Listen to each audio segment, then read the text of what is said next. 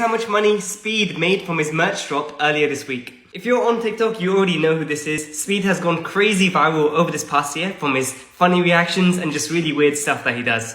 And he's managed to grow over 12 million subscribers on YouTube. So earlier this week, when I saw that he dropped merch, I went to go ahead and buy something from his Shopify store. And if you see, it's a very basic Shopify store, no heavy customizations, a basic theme, just really funny product names as well, but nothing too advanced. So then I waited 4 days to place a second order on his store just to see the difference between my two order numbers and work out exactly how many orders Speed had gotten. And very much to my surprise, Speed had only generated 821 orders in 4 days. Times by an average order value of about $55, that leaves you with about $45,000 in revenue. Best case scenario, he nets about 60%, so he only netted $30,000 from his merch drop. Obviously, at 17, netting $30,000 from a merch drop is pretty impressive, like really good. However, the reason I say only 30,000 is because, remember, he has 12 million followers, so if anything, that number is pretty small.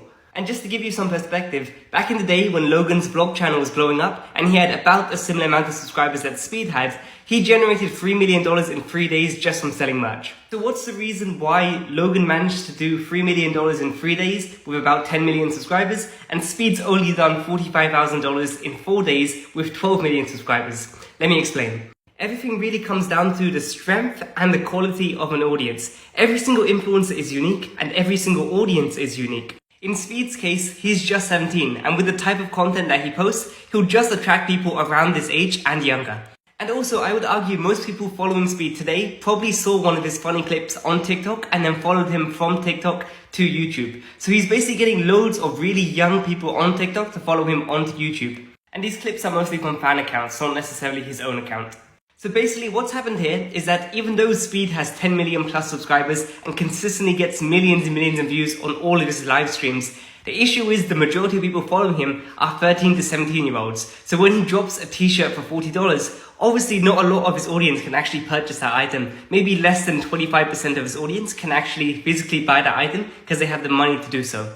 But in Logan's case at the time, he was a few years older, so his audience was obviously going to be a few years older as well. His content was also a bit more mature, so he just attracts a much older audience who has better purchasing power. And also his merch wasn't anywhere near as expensive. It was like $25 or $30 for a t-shirt. But let's just say, for example, if Speed was a business or finance YouTuber and he had only 1% of the audience that he currently controls, so 100,000 subscribers, he could still sell more dollars worth of courses or some other product because his audience is of a much higher quality than he can do currently with 100 times the following. And that's just because the quality of audience that would be following him if he posted that sort of content would be much more higher class entrepreneurs with good disposable income compared to kids with not even a debit card to purchase stuff on.